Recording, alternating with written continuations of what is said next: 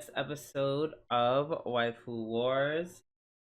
I am an adventurer that is ducking and dodging Megumin like the rest of you bitches. Drooby doo. And I will not be going on a date with Akane Soberoni.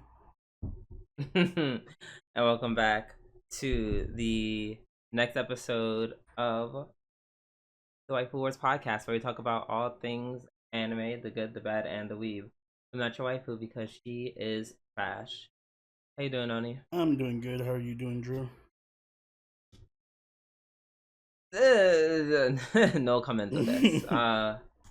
Been a very trying couple of days, so I'm literally just throwing myself into the podcast. I will say the anime this week has definitely helped my spirits. So that's good.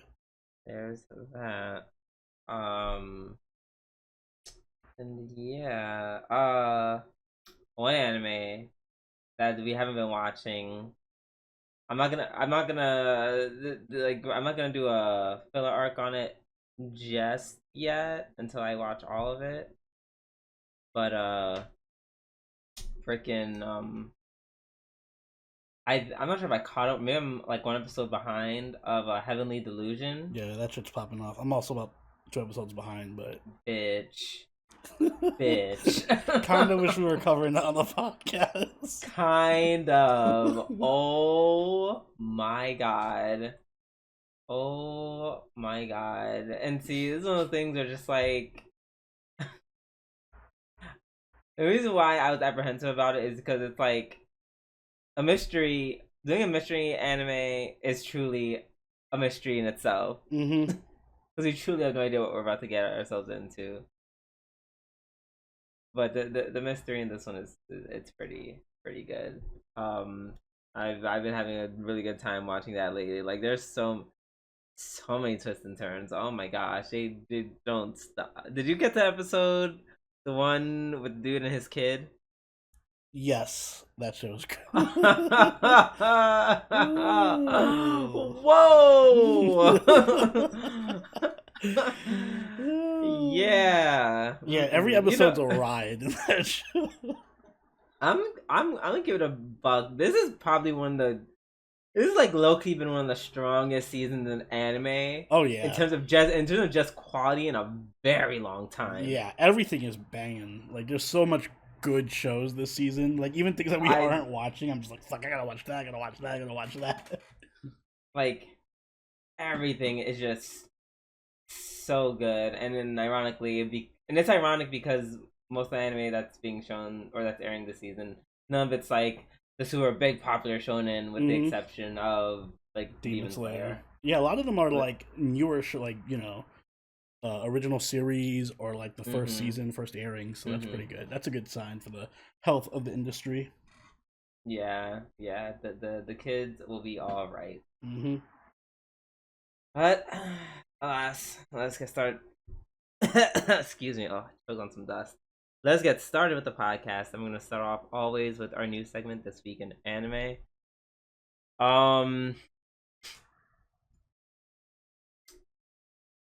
So I feel like we probably mentioned this, but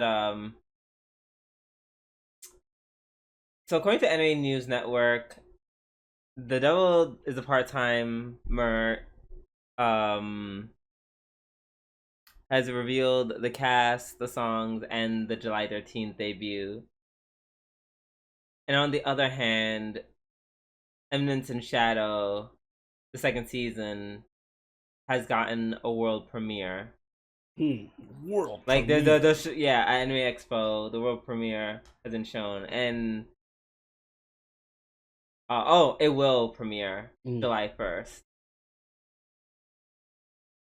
My main question is, who asked for any of this?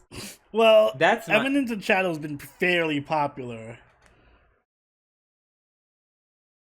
I know that I'm so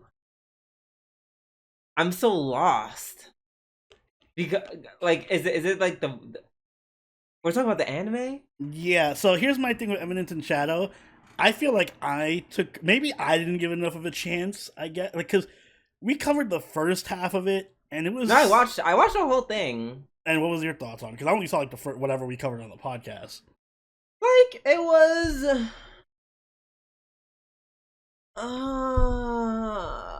Like this is why I hate my brain, because it's like I can't tell if I'm being very elitist. That's exactly it. I feel like maybe, but I love like sloppy. Well, either way, I love being elitist, and I also love sloppy garbage. So it's not like I know I can turn my brain off and enjoy a show, but even when I do that, I just feel like it's kind of mid. It is extremely mid. Like it is very okay. Like I just don't like the MC, and I feel like the characters I do like just don't get enough screen time. So it's just like, and it jumps so far all over the place that I just can't keep up with it. Right. It's like there's just so many like problems to the anime that it's just like I can't say if the anime is good and mean it. And also I don't know when it's trying to be serious, and I should be like, oh, I should take this seriously, or it's like, this is the joke, this is the comedy of the show. Like it's very off. Exactly. Like the execution of the anime does not live up to the execution of the visual novel, and I haven't watched I haven't even read the visual novel, and I can already tell that much. It's like this is giving Umineko. Whatever was happening, it was giving Umineko. It was giving, you may have been a little out of your depth. Maybe, yeah. Maybe if I had the context of the original series, I'd be like, oh yes, this is exactly how it's supposed to be, and then I don't know. But yeah, I mean, a lot of people loved it, so I don't like. I can't.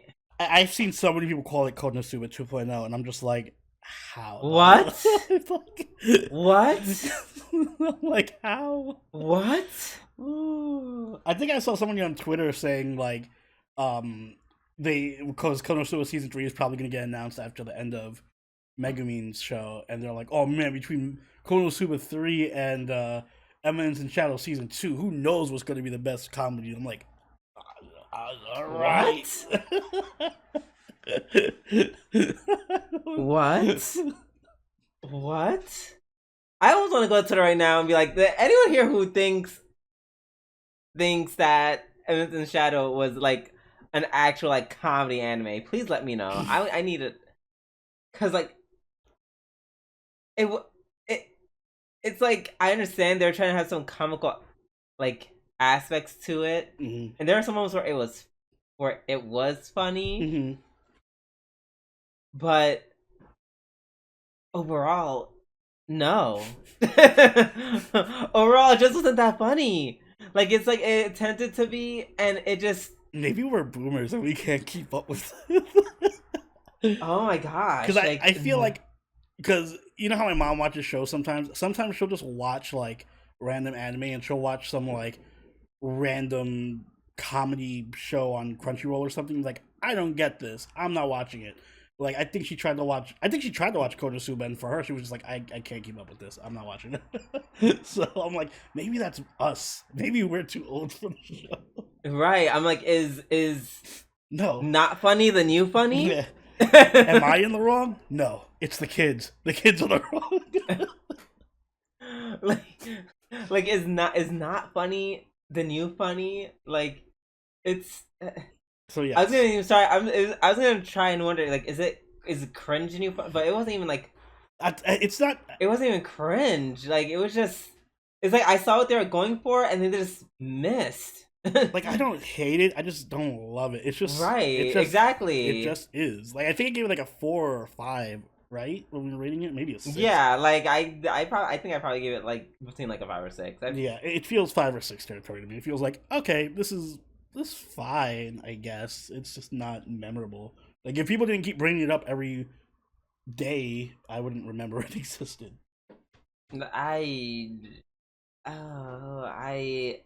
But hey, maybe I'll give it a second chance. Maybe, depending on the strength of the summer season. I feel so bad for the person who made Konosuba, because it's like, imagine an anime that maybe gets in a few good jokes in every episode. No, not every episode. Every other episode gets in a few chuckles, a few laughs. and then outside of those laughs, it's a completely like senseless plot and a very not funny MC. Like he is the least like. Oh yeah, the MC kills it for me. I can't get on the MC side. He just anytime I see him, I lose interest, which is like right. bad for the show because he's like the main major focus 99% of the time. Right. So it's like what to compare it to Konosuba, where it's like every episode is literally just like a comical masterpiece of anime. Like Konosuba is like the comedy of this era. I feel like to compare this to Konosuba is kind of egregious to me.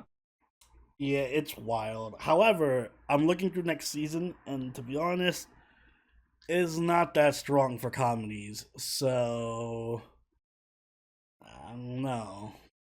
I don't know. No, because Eminence in Shadow, it's wait. I was on one hand, I was thinking no, because no, I know, but it's like for the pot. Maybe we just make fun to shit on it for the entirety of the podcast. I don't know. I'm sure everyone would appreciate that. we haven't had a show that we just shit on for a while. Almost a lot like Kuzu no Honkai. No, it was this. It was Eminence of Shadow. that was the last show we were shitting on all the time. Oh my god, yeah. So I don't know. We'll see. Either way, I'm probably gonna watch it, whether we cover it or not. Only because it's fine when we're not. I'll watch it anyway. Because it's fine when I'm not thinking about the show too hard. I think that's exactly. It's way more enjoyable because yes, the moment you turn off your brain, exactly. The moment you turn your brain off to it, it's like, oh, okay, this is whatever. It's great background noise while I'm farming gacha or something. Period. So that was one piece of news. Well, no, that was part of the package. Now, second question: the fuck are we getting from Devil's a part-timer? Oh, sorry, I forgot about that. Right. Yeah, I don't know. Yeah, the Eminence of Shadow, I can kind of get like, yeah, I realize the kids these days, their taste in anime is awful, but if that was a part-timer, woof. Oh my god. Yeah, that second season was horrible. Like, wait, we saw the second season? Yeah, we covered it. We so this is the third. It. This is the third season. This is the third season. Yeah. Wow. It was so bad you forgot it existed, and it was only like 2 seasons ago. I did right. I just confused. No, I combined both of them in my head, season 1 and 2. We were like, wow, no, we did sit through 2 seasons of this shit. Wow. I'm telling you, Magical Girl Raising Project better get like 4 seasons if this shit got 3. I don't want to hear it. and you know we'll be lucky if we get 2. Don't remind me. Okay, so that's my news. It wasn't even like news. It was just news / me being like, what the fuck? Like, how the hell did we get this? That's understandable. How are these 2 anime getting second and third seasons back to back to back, and we're like, please, a crumb of Magical Girl Raising Project. Please, can you spare some Magical Girl Raising Project? Exactly. It makes no that's okay. Cool. Whatever. Oni, what do you got for me? I need to drink this tea. This is kind of oldish news, but Spider-Man Across the Spider-Verse is getting a spin-off manga about Doc Ock, but it's not what you think. The plot of this spin-off manga is that Dr. Octopus will fall into a coma, and when he awakens, he finds himself inhabiting the body of a Japanese middle school girl. Oh my god, no. I don't like that you're telling me this of all people. I mean, I hate this. You have to embrace this is I think this is literally the most anime thing ever. Like, it doesn't get more anime than let's take an American superhero concept and make the big, strong, evil supervillain into a little girl with tentacles. I know they picked Doc Doc Ock Ock. because of the tentacles. You can't convince me otherwise. I have to make her a loli. I will not be reading it, but I salute you, Japan, for being so degenerate.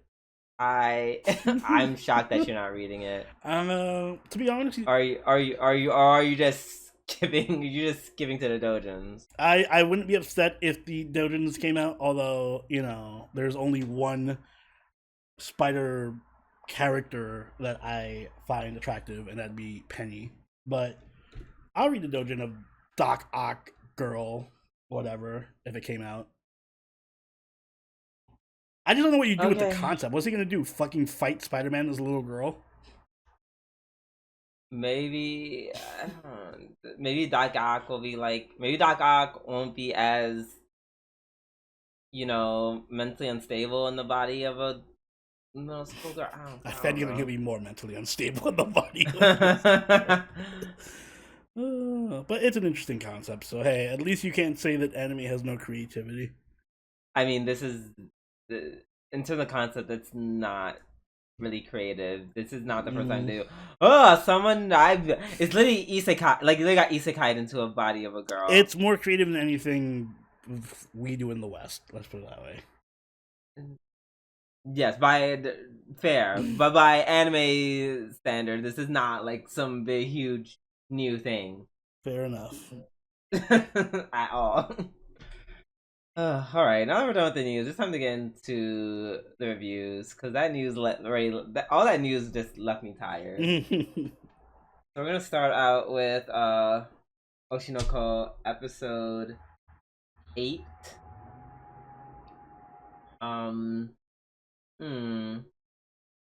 Let's see. What happened in episode 8? Is this your episode? Oh yeah. Week? Is it? I don't know. There really wasn't anything that's. Oh no, this is. I don't think this is my episode of the week. No. Okay. I feel like I have something else too, but I'm trying to remember what it was. But anyway, yeah, not my episode of the week either. Yeah. Excuse me. Yeah, and before we start talking about it, in terms of the episode of the week, there wasn't really an anime that kind of stood out this week. They all kind of blended together just a little bit. I agree. There was no super standout, but they were all good. It was like not. Yeah, exactly. They were all exactly. Good. None of them were bad. It was just none of them was like, oh my god, this is the one. This is great. Yeah. But no, this episode also was good. So Akane kind of turned into I, and Aqua's really smitten by this persona of hers. Mm-hmm.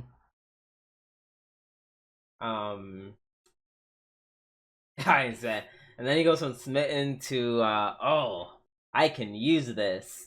Yeah, very quickly. I'm not a big fan of that, to be honest. He slipped back into asshole mode.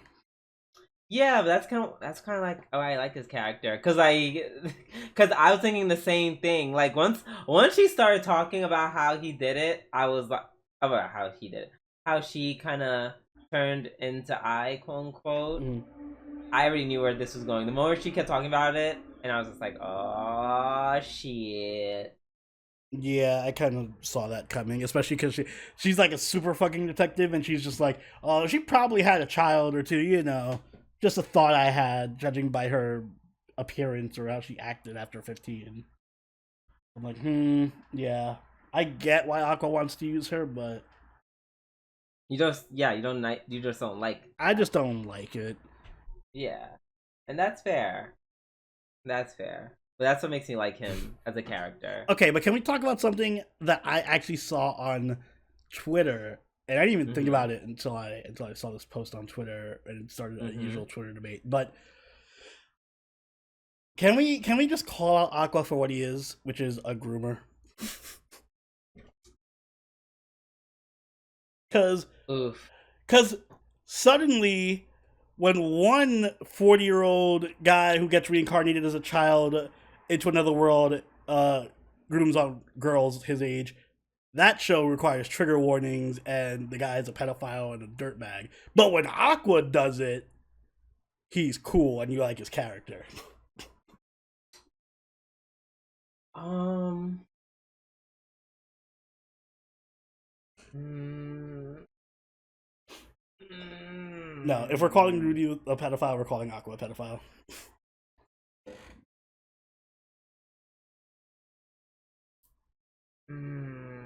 But he's not really trying to.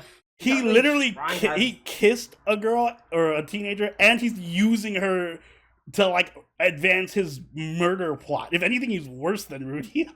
At least Rudy is like, I just like am attracted to these girls. Aqua's like, I'm gonna use their love for me to implicate them in a murder scenario. Here's a few things. Here's a few things that make the two different. And I'm not saying they're both their own brand of fucked up. Rudy, albeit, is just a little more straightforward. And I still don't. And I would still say Rudy is. I say Rudy is the worst of the two. For now, like if I saw all the episodes of Oshinoko and like how many episodes we have?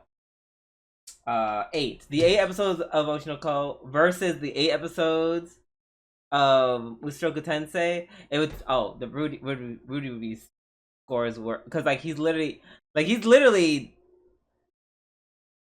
like he like I said, it's very straight and narrow. Like he's been trying to literally sexually assault his cousin like on more than one occasion.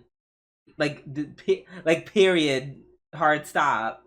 This guy, on the other hand, he is manipulating these girls. It's also grooming if you manipulate them into a murder plot because they love you.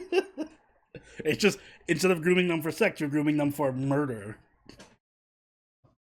Wait, like, what do you mean grooming them for murder? The only reason Aqua cares about Akane so he can. Oh right, because he plans to kill to kill to that. Okay, never mind. First of all, it's not like he's grooming them to like, not like he's transforming them in order to kill his father. That is not what's happening. He's manipulating them for information, which is obviously wrong. Yeah, that's much better. I don't know. I was like, well, for now. But I like it. I like his character because it's a complex ass reason. Like it's not just like, oh, I'm a horny ass 40-year-old virgin in like my 10-year-old body. Let me go fuck my cousin. Hey, like I think that's literally all. Rudy was complex too. I just think Aqua's a different. Okay, in terms of his connection with Eris especially at the beginning, no, it was very one dimensional. The pretty cousin, I want to touch pretty cousin. At the very least, he's like, yes, if he was like, let me have sex with these girls in order to manipulate them into doing what I want, yes, then throw it in the trash, light it on fire. But for now, no, Rudy still takes the cake. Because he was literally putting his hands on Eris. Like, no. I mean, Aqua kissed Akane, so he got further than Rudy ever did. Rudy had sex with Eris. Yeah, but that was at the end of the series. With a whole other, we're only comparing the first 8 episodes. Okay, the first 8 episodes.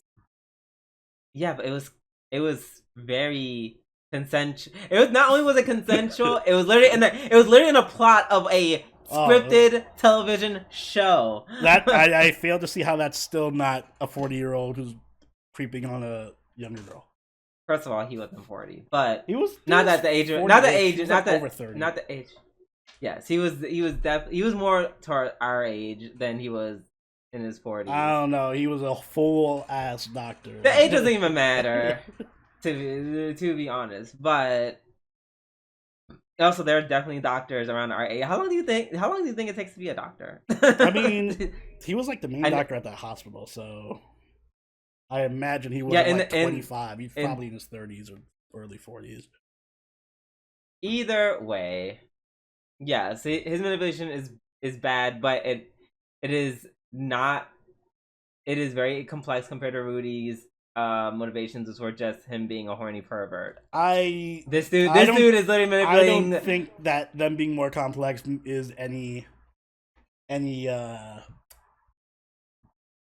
defense in this case in terms of content, or at least it's not a defense in the way that they're both portrayed. Because I've seen people being like, "Oh, this is like the romance of the century."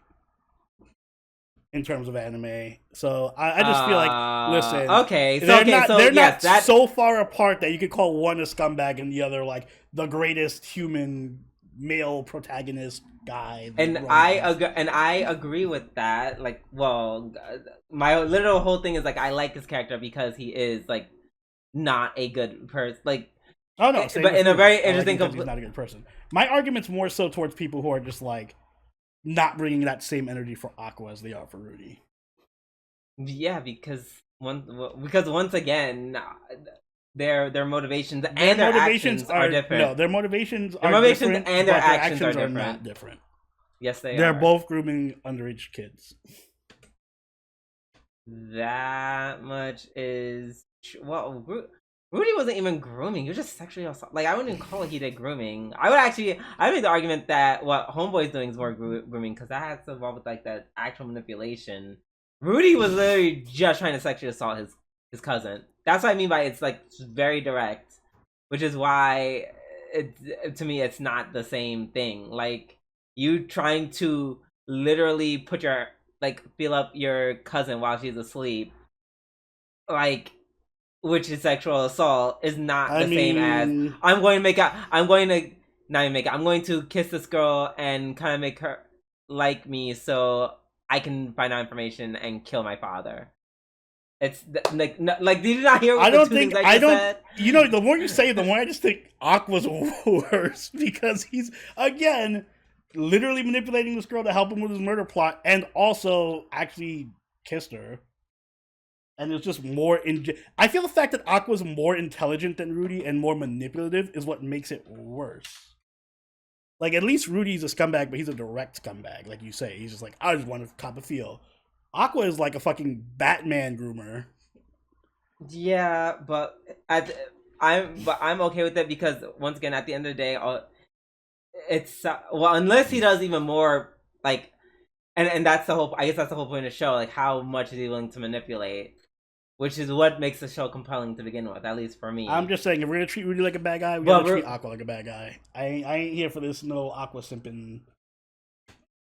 And I'm not speaking to you. I'm speaking to people in general through you. Okay, because I'm like I mean I've seen on Mushoku Tensei. Like I don't hate Rudy's character by any means.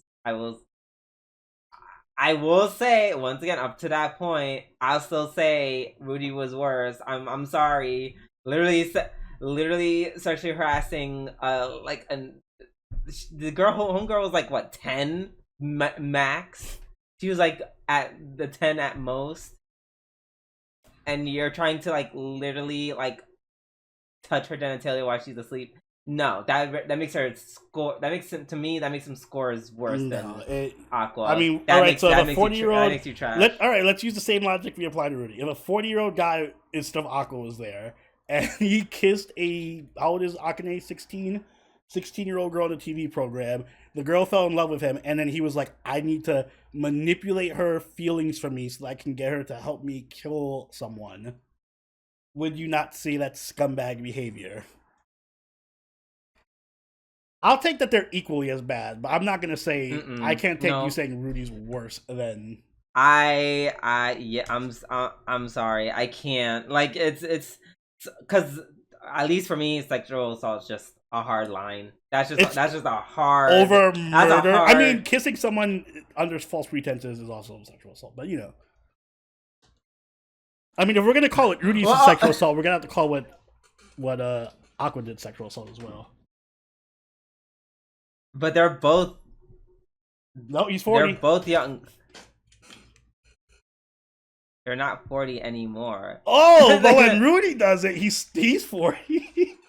So then, by this logic, Rudy was 9 when he Eris. Actually, he was younger than Eris. You can't. It's like what do you expect them to say? Because now you're bringing in a super unreasonable extra goalpost. Where It's it's not like, an extra oh, goalpost. It's literally you have to I treat must them tell both them the that I'm same. 40. These are the arguments I was making for Rudy, but when I made him for Rudy, everyone was like, "No, he's 40. He has to deal with the fact that he's 40." Now you want to make them for Aqua? It's exactly the same situation. It's not. It is. The same. They were literally in the same. The only It difference not, between the two is that first of all, if they were actual 40-year-olds, for one, that they're on a TV show, so it wouldn't even matter because they wouldn't happen because they wouldn't do that on a TV show. They're on a TV show, so that whole scenario doesn't make any sense if all of a sudden they're 40. So your thing 40, doesn't exist. All right. So either we're gonna treat them. Exist. No, you can't do this like we flip flop on when we consider one older than the other physical body age. So then, if we're gonna treat Aqua like he's a teenager and not a 40-year-old in a child's body, we have to do the same to Rudy and treat him like he's an 8-year-old and not a 40-year-old in an 8-year-old's body. In which case, him assaulting Eris would be like, I don't know, an 8-year-old groping another 8-year-old.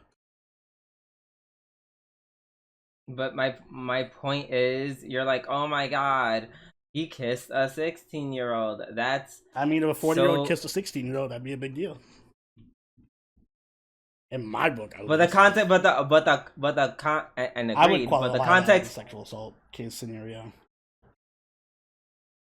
And I agree, but the whole context of how he even got there versus to how Rudy got to what happened with Eris makes all the difference. What context? The context is that Rudy's the context that he was there on.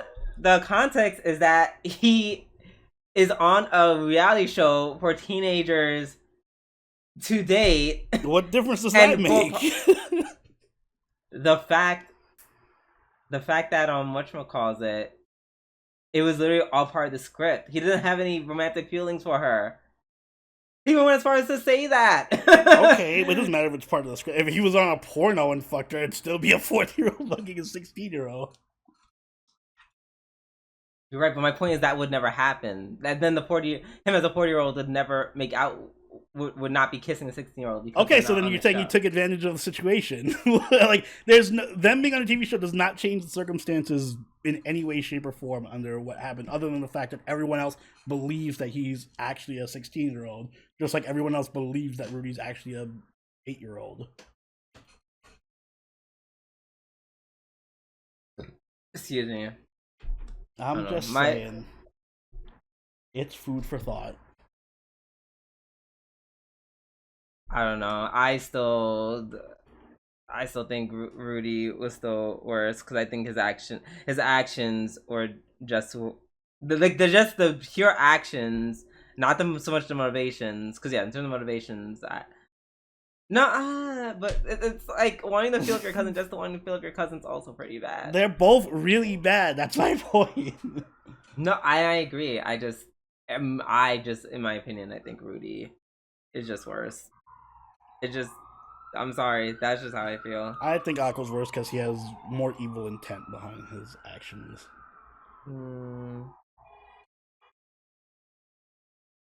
I guess. Sure. I'm just bringing this up for when we inevitably cover something in Mushoku Tensei, next season, and something happens where Rudy's like, I don't know, fucking because I guess in the next season he's going to be like older. So if in the next season Rudy fucks some 15-year-old while he's 15, and I see people like, oh my god, Rudy. So to me, that's not as bad. I won't, to me that'll be fine. Because another thing, the age between the two girls, mm-hmm. one of the girls, she's more cognizant of what's happening. She is about to turn 18. He's being more forthright with her and his intentions. Rudy, on the other hand, preying upon a sleeping 10-year-old. That's just how I see it. I see them both as various forms of predatory groomers.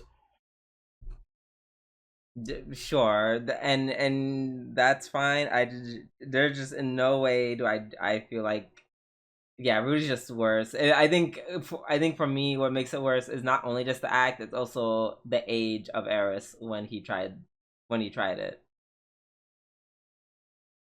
Because it's like, bro, you died when you were 40, but like the girl's 10, like the girl's 10, like how do you like like, bro, she's 10. They're, like I said, they're both bad. For as bad as Rudy's, I guess I would weigh it with the whole murder subplot. So, assuming Aqua's whole plan goes through, then literally Akane would be an accomplice to murder. So, I don't know. I guess unwillingly roping in someone into She a is murder not. plot, That does not make her the accomplice to murder. an accessory to murder. That does not make her maybe not accessory legally, either. but she did assist a murderer. I mean, like, let me put it this way, Drew. If I took advantage of you being a friend or something, and like specifically in such a way that I wanted information from you that only you could provide me, so that I can use it to kill someone, and then I did that, I don't think you'd feel very good about that. I think you'd be upset about it.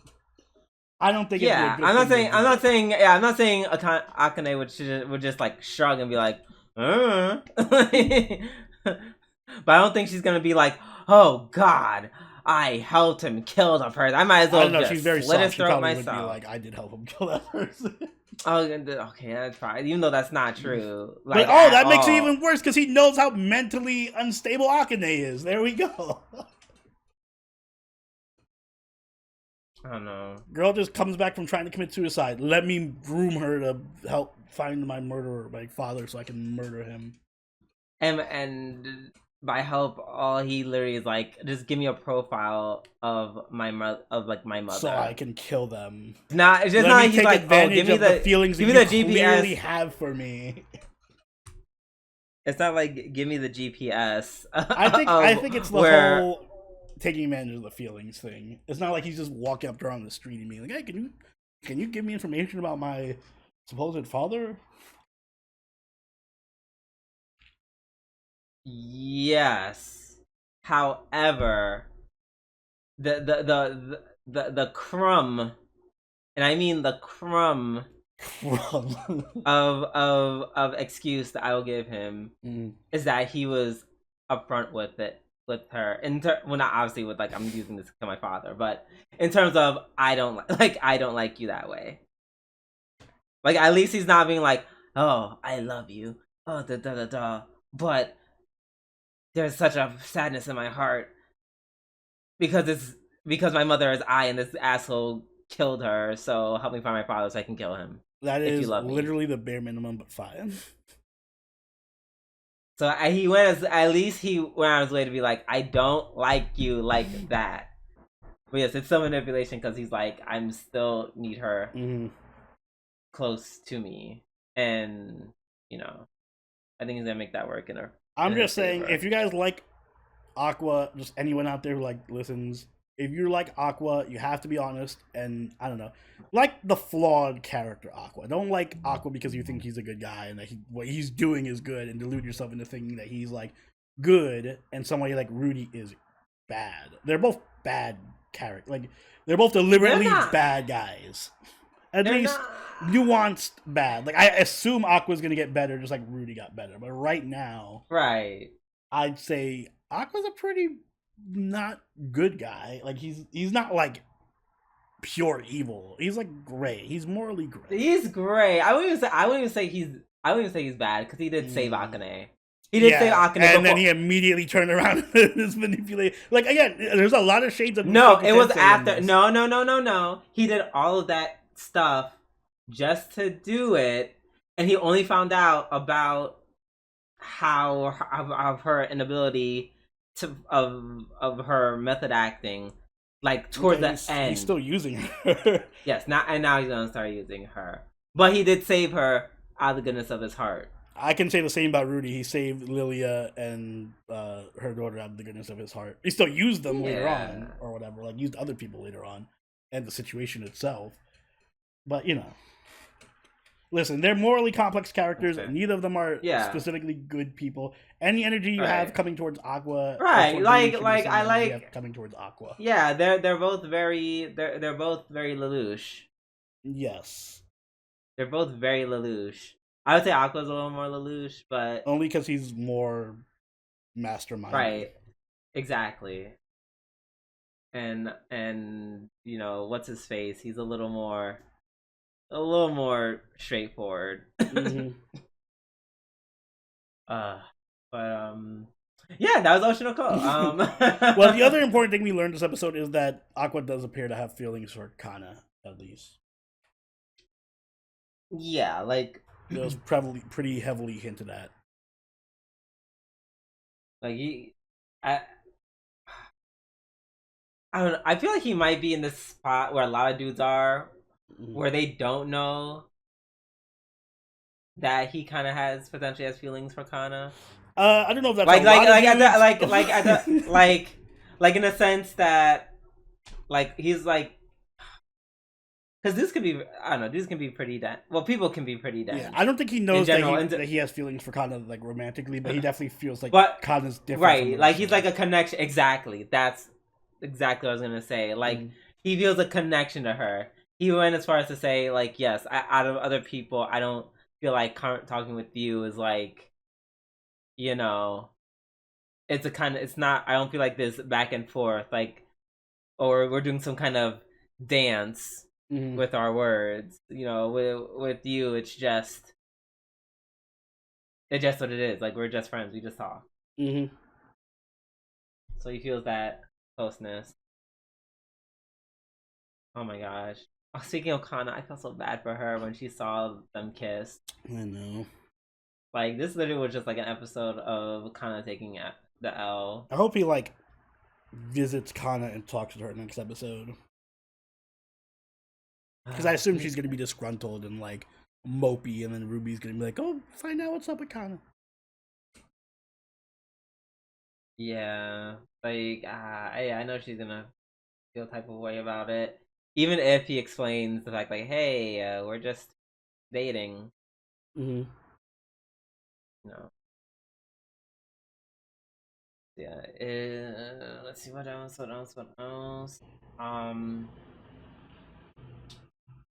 Oh, that whole thing with Yuki and Nobu dating at the end was very. That was so like. Oh, I don't know. I don't know why it makes me. Everything that Yuki does makes me like her more. Cause that's such a boss bitch move to do. Rejecting him on screen so you can date him in private, like mama, like iconic. Yeah, that's pretty cute. That was. I love that little twist. Hmm. Also, what's the YouTuber's name? Minmen. Yeah, I think it's Mencha. Minmin minimum. Mencha. Minmax. Yeah, Minmax. It looks like she's going to be joining B Komachi. Yay! Which is cool because you know I really don't mind her being part of the main cast. She does feel very idly, so Exactly, and she's very and, you know she's definitely kind of shrew. I'm looking forward to seeing her interact with Hana and uh not Ruby yeah. Mm-hmm. Oh my god, the way weirdly enough I kind of almost miss Ruby. Yeah, I feel like she hasn't like, been in a major focus. Right, they're like, all right, sorry, we have to make room for the other awesome girl characters. Mm-hmm. So you're just gonna have to hang back.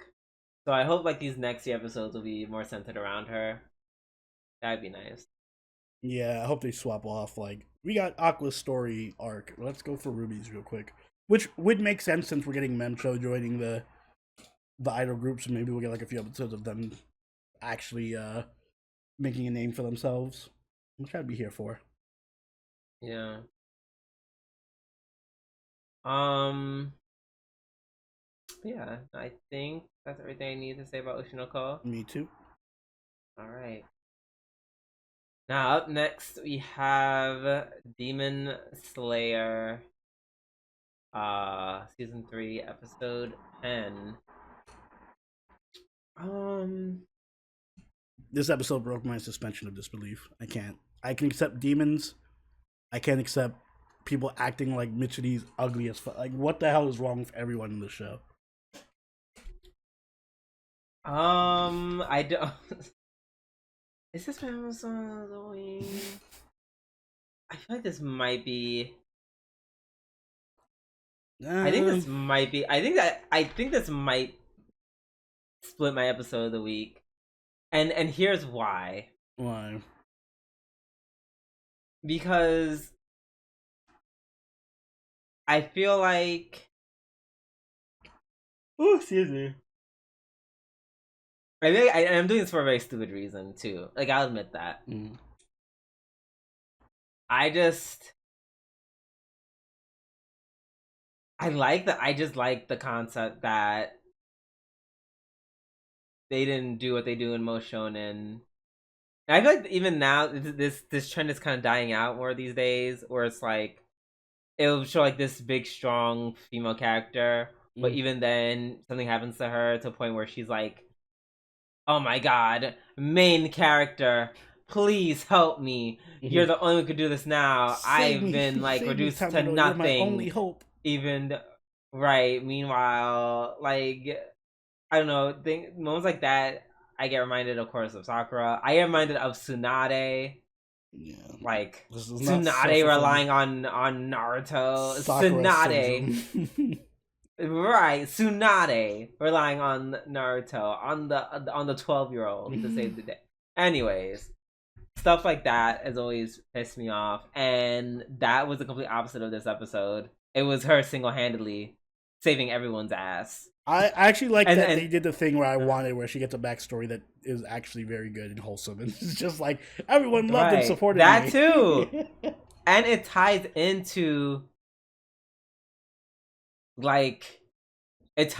her into like why she's so strong, and I guess the answer is because girl, she was just. I was born this way, no, no, no, no, no, no, no, or whatever Lady Gaga said, and yeah, she was just always just very powerful to the and to the point where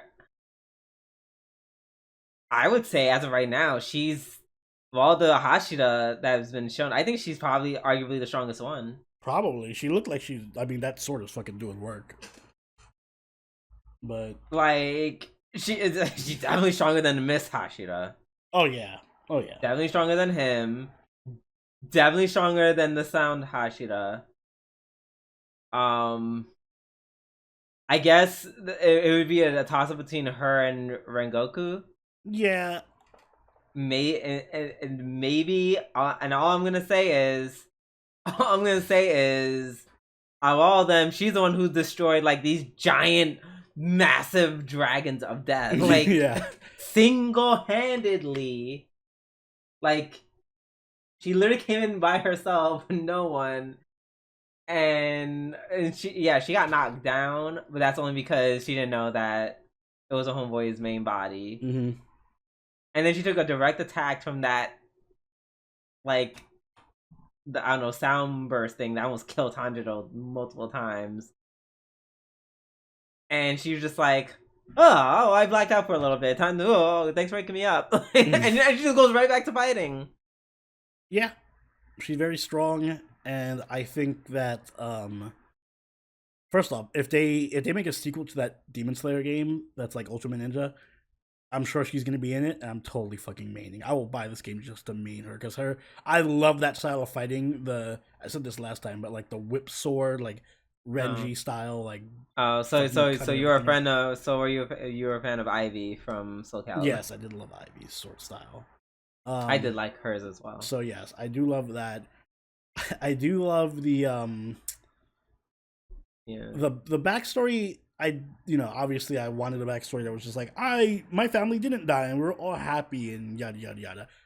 Right. I'll say my favorite Hashira is the snake Hashira, just because he's the only one in the show has any sense and realizes that Mitsuri is incredibly hot and you should be attracted to her. I don't know what this other dude she was dating was thinking, like, your ugly hair and your fucking you should only marry a bear or something. Like, what the fuck is wrong He with you? didn't. I mean, he didn't say that she was ugly. He just I mean, was he very basically turned did. off. He's. He I said, think he "I just don't turned want my off. children to inherit that hair of yours." Yeah, I mean, it's old time Japan. They they didn't Oh, like being were different. they all blind in all time Japan? They wanted a meek, humble girl who didn't stand out, but was very pretty, and that is not. Did you And have you that's not. seen her?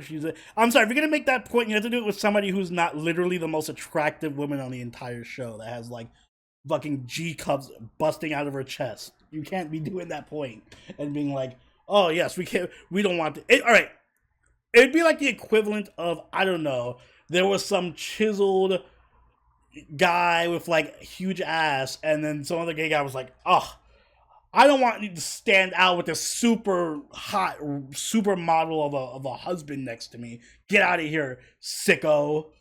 No, if you're gonna make that You're point, you have to do it with you're somebody you're else. very you're well for starters, and you literally proven my point. You're already at a loss because you're comparing you're comparing like for starters. I wouldn't even say Western It doesn't do with Western or like Eastern. She's West. incredibly hot. Well, first of all, you start off by talking about her titties, so yeah, it's giving you it's I giving talk about shitty slight because Western, they're the most obvious thing, but those thighs are the best part. But be honest. slight Western, and yeah, and they don't give a shit about that in that Japan. Are we Like, gonna argue right now that that this design is not attractive by Japanese standards? I'm saying to those ages, there probably could be an argument. No, Yeah, okay. First off, green and pink hair doesn't exist, so we're not gonna. It'd be completely and that's probably unrealistic. why she. That's probably why he didn't like it because he's like, "The fuck you Second do off, with his pink and green hair?" I'm pretty sure, even in the early 1900s, Japanese guys liked titties, and yeah, I'm pretty sure. I'd be willing to bet on that. I don't know. I'm not a historian, so I Any can't historians say in chat want to otherwise. verify that Japanese men did indeed like breastises? um, excuse me, but yeah, no, I just like I'm not saying he's correct. I'm not saying he's correct. I'm just saying those were most likely the standards, especially when it comes around like wealth and standing. Yeah, I guess No. you know what it is for her is basically the equivalent. She's like the equivalent of like gyarus in Japan. If it's a really hot Yaru, then I. Yeah, not everyone in Japan is like dating. Like is like yes, let's grow up and marry a gyaru. Like no, that's simply not the reality.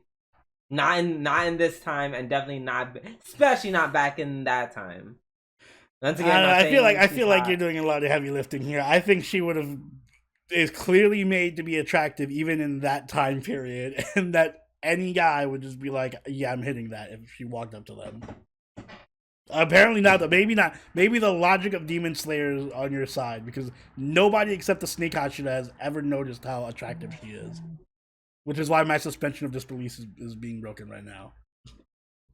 You can have He just demons fucking fighting old timey Japanese people or whatever, but I cannot. I can so believe in that. in addition to the hair probably weirding him out. In addition to the hair weirding him out, because literally no one that is human has that color hair. So one, number two, and this is not so much has to do with how she looks. It's just he's probably like turned off by the fact that she's like freakishly strong.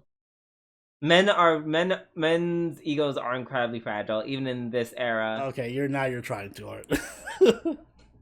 No, oh, Yeah, What totally. No straight guy wants to have sex with a with a strong muscle mommy with big titties. Yeah, that's crazy. Let's All right, go yeah, back to let's go back. Let's go back. You know, I'm not gonna have a gay person lecture me on what straight people find attractive. No, this is We're going to 2006. We're going to back to 2006. So let me finish. Argument. Let me finish. 2006.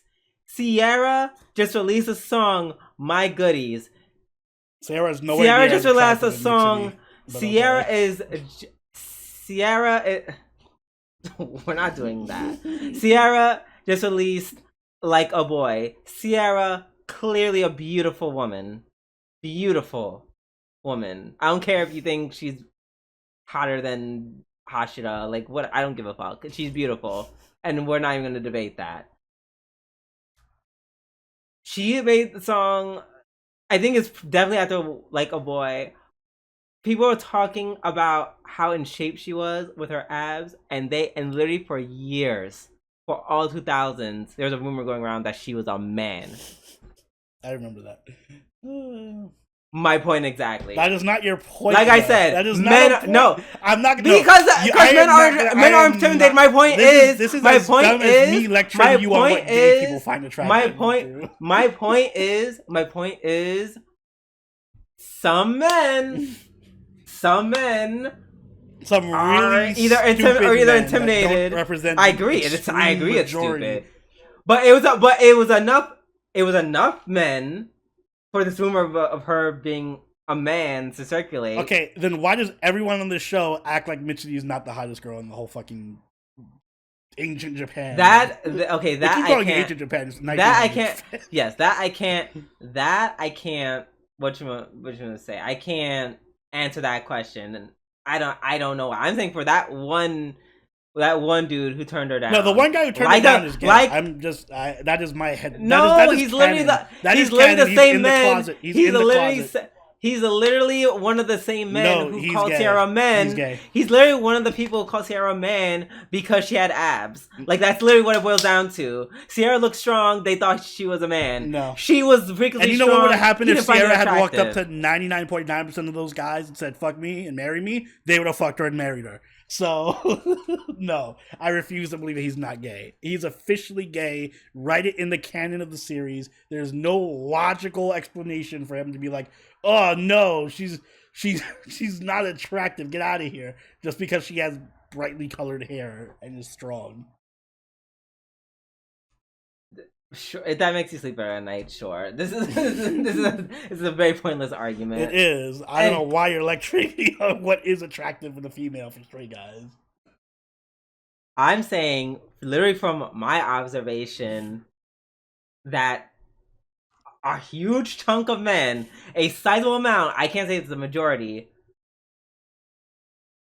feel some type of way about a very strong woman or a strong-looking woman. They called Sierra a man for a reason. This dude did not want to be with her for a reason. And what's the thing that they both have in common? They had some, like, they both, one gave off the impression that she was strong, and the other one was just strong.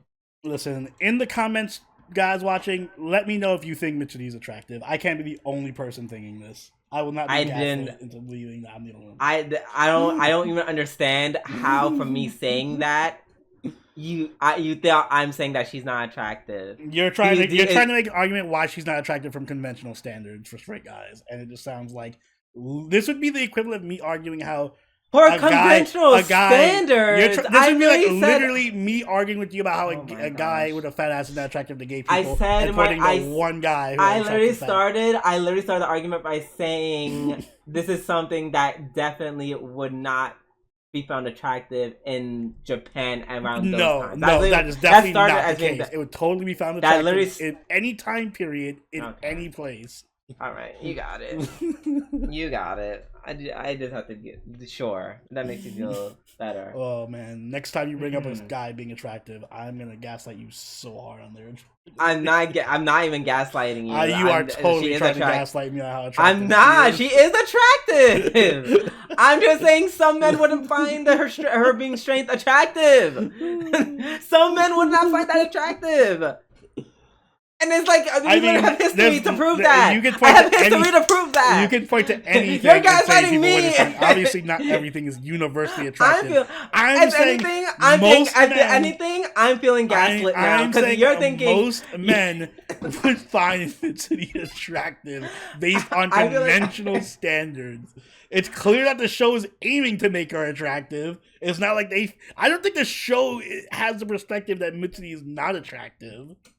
Yes, the show clearly portrays her as an attractive Yes. woman. Because she's an attractive woman. I'm not fighting you on this. I feel like I'm being gaslit, being told that I'm trying to I'm gaslighting you. You're gaslighting me. No, you're gaslighting me. Stop gaslighting me. That I'm gaslighting Stop gaslighting you. me to thinking I'm gaslighting you.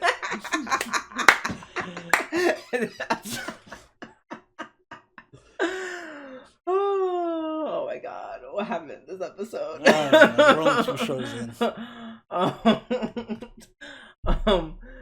She's but yeah, I don't know, that her background story I liked because like you said, no one's getting killed. That dude was an absolute moron for dumping her, but also thankful because it made her become arguably one of the strongest Hashiras ever.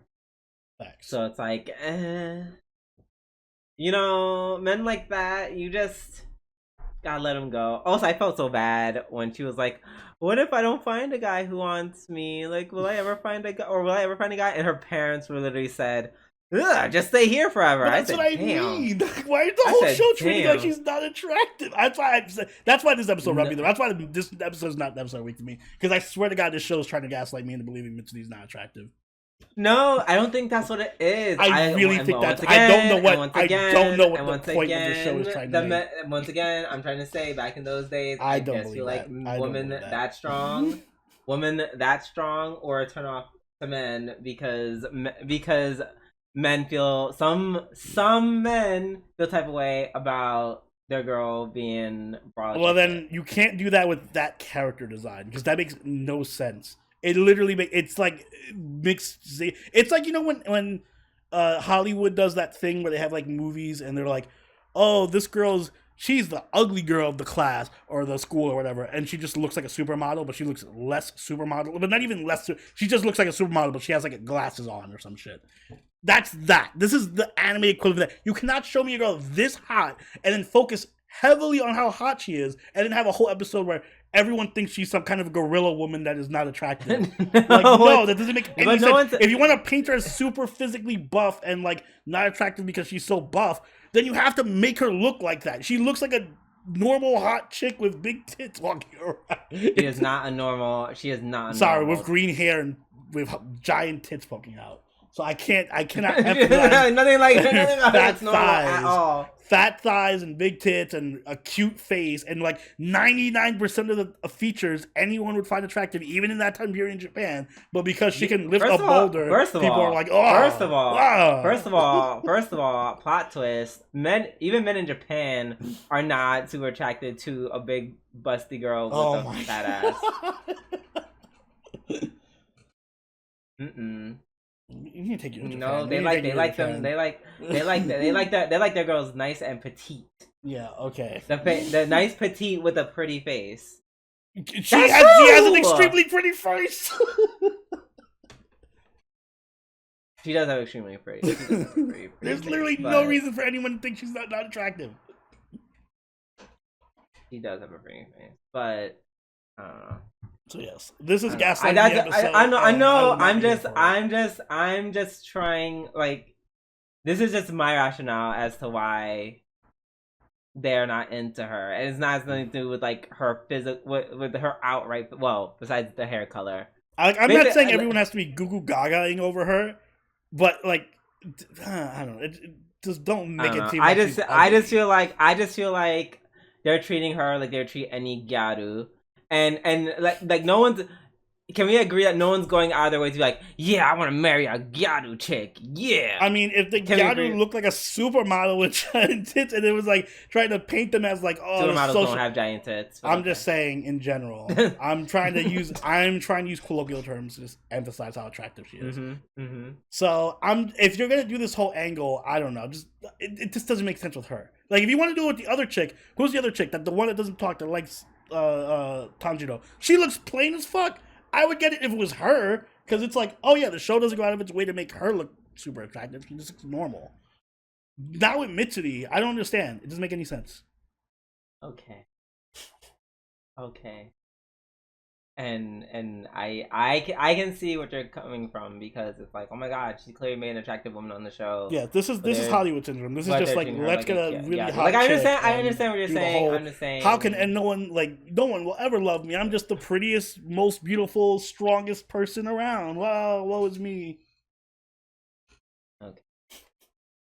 I'm just saying, men feel type of way about, I don't know, men. Listen, they do not. The only type of way they feel around Mitsuri is horny. That's the only type of way any normal person. But horny does not equal, I want to marry this girl. That I've seen in real life. No, you can't fight me on that. You cannot fight me on that. Yes, because she has such a bad personality. Oh wait, no, she's also a literal angel in terms of her personality. It makes no sense. Again, if you're gonna do this thing, you gotta give her negative traits. You can't give her all positive traits. Tell that to the guys who who've gotten along famously with, I don't know, like, for example, a Jewish guy likes some girl who's not Jewish, but won't marry her because she's not a Jewish girl. But that's nothing to do with religion in this episode. I guess maybe if you made her, it's not religion per se, but like, the point is, like, a certain amount of standards that for someone of her societal standing, I guess she just doesn't fulfill. But why? For whatever reason. Because not all the affluent husbands, not all the affluent men in that age of Japan are working around with girls with big tits and pink and pink and green hair. I don't know. I'm getting mixed signals. That's all I'm saying. Because the show clearly presents her as super attractive. Every other chance, it's just this one episode they decided to make her into like the ugly duckling for no fucking reason. Like, your backstory is gonna be ugly duckling, even though every other chance we got, we have to like zoom in on your boobs and have everyone talk about how hot you are.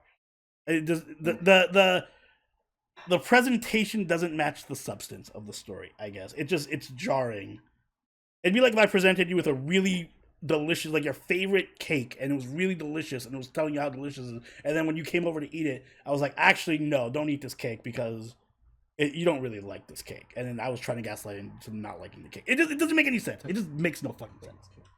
I don't know why you're fighting me on how this doesn't make any sense. You clearly, I'm just trying. It's super frustrating to me. I'm not trying. Yeah, you clearly feel a lot more. I'm very angry about it. I was peeved when I walked in, but you fighting me on this made me extremely angry about it. Listen, I need people in comments to back me up on this. I feel like I'm in insane asylum right now. I'm not. I'm calling a straight person to reinforce my opinion right after we're done with this conversation. Oh my! I need a straight fact check. First of all, please don't, because I will promptly ignore you and everyone. And secondly, I'm just saying, once again, not saying she's not attractive. I'm just saying there are just some men who are just turned off by strength. That like, yeah, but I feel like the plot point of the whole character shouldn't be that she can't find a husband or something. It happened in this anime. It happened to Sierra. All right. Boom. Okay. So, you know, the episode this episode is just gonna be called gaslighting, by the way. Knock yourself. Have a ball. I loved. Before we move on, I did like. There's a very good job of blending the CGI with the general animation. It was a very nice blend. I mean, they generally do a good blend, but I definitely noticed it in some of the frames in this episode. And yeah, also compared to the Miss Hashira, her fighting style is it's very fun to watch. Miss Tashida was just like, bitch, it's foggy, and then I cut you and you're dead. She is like when she spun her attack and it kind of almost looked like a drill. Ugh. I like how I So pointed that's out another how reason why. cool That's her another sword reason. was last week, and you were like, "Whatever, it's a normal sword," and now you're Yeah, like, no, "How cool it looked. Yeah, because it was giving this like, oh yeah, cute whip sword, whatever. But the application of it this episode, the animation for it was awesome. Like, yes, I've been converted 100%. Like, it just looks incredibly like stylish and beautiful in this episode. I am a fan And that this is time one around. thing I will agree with you on this episode. This worst episode of the week. not even the fact that she's beautiful. I don't know. No, Oh, because so you don't agree? So you're saying it's she's not not? what you're So you're not. So arguing. you're So saying she's no, not beautiful. They're saying she's not beautiful. I don't know when you were arguing that. No, because I kept saying that, but you saying Yeah, you you kept weren't. gaslighting. You Apparently guys trying to say you, you guys it's accused not me of beautiful by gaslighting. Japanese standards. She's not beautiful. Okay, we gotta move. We have to move on. We have to move on. I'm sorry. I'm sorry. Yes, I was trying to troll you a little bit, and I apologize. We have to move on to moving on to Osu Gundam, Witch from Mercury, season 2, episode 9. Which is my episode of the week. Because I was not given false pretenses this episode. I expected suffering and I got suffering. Yeah. Yeah. I think I'm gonna. Yeah, it's my second episode of the week. The other half.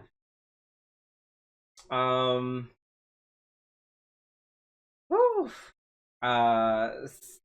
So PL technology. First of all, fuck PL technology. Like. They are such snakes. Like those women are such snakes with Oh yeah, their just double weird bald crossing. ass head, and their nasty pink lipstick. Hate like this. I dislike them so much. Yeah, they Mm-mm-mm. were kind of scummy this episode. Well, they've always been like backstabby. Yeah, Like, backstabby and awful people. mm, And I mean it probably happened because they were already in cahoots with what's his face, Shadiq at this point. mm,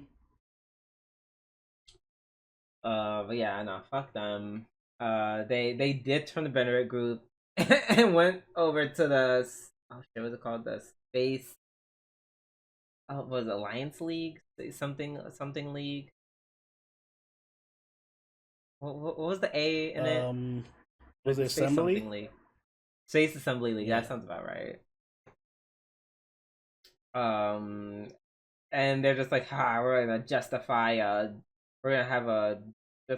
forcible intervention given what's happened to everywhere. And yeah, I guess well, we now know why whatchamacallit, Prospera did what she did. Yeah. She said, well, what's one way we can stop everyone from closing in on the Benedict group so we can just do what we're doing? Let's just blow up let's just take out their entire fleet. Yep, and when we see what Quiet Zero is, which is a whole port that essentially can be controlled by Eri through the data storm. Yeah, she has a whole ass army too of like empty mobile suits. Exactly. And because she can use the data storm with them, it allows. It's so weird. It's so weird watching her do what she's doing, or what's just happening, because it feels like this feels like almost like a show where it's like very, it's very centered around like who can hack into who, but it's not hacking. But we're not calling it hacking. Yeah, we're calling it data storms. Right, it's data storms and oh shit, what's the other permit? Yeah, permit scores. Stuff. Right, but it's not hacking. It's not hacking. No, never that.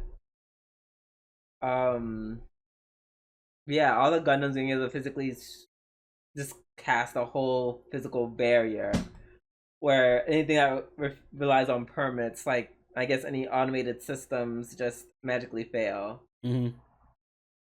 Yeah, that kind of makes her Really maybe a little freaking strong. untouchable. Yeah, just a bit. Um, and yeah, Seletha kind of breaks down the news and tells everyone what's going on, which I appreciate because I feel like that breakdown was for people like me. Yeah, it's for the audience, not for our friends. So I Right, should just turn to definitely. the camera and be like, let me explain. Right.